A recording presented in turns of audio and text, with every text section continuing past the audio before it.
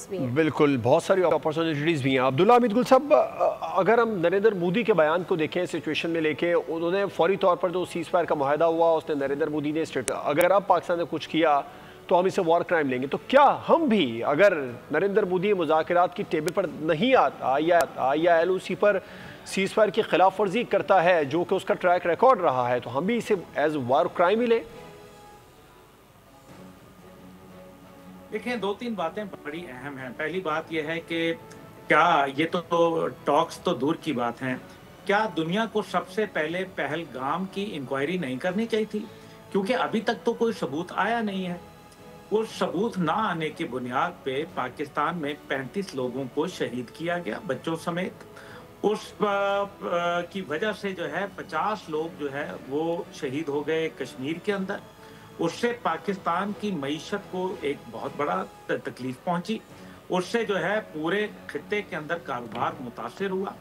दुनिया के अंदर 57 जो इस टाइम पे गुजर रहे थे, पहले दिन जिस दिन उन्होंने हमला किया भावलपुर वगैरह में, उस दिन 57 ममालिक के लोगों को उन्होंने उनकी जिंदगी को खतरे में डाला। क्या इसके ऊपर कोई इंक्वायरी नहीं करनी चाहिए? बात तो बात की है ना, टेबल टॉक।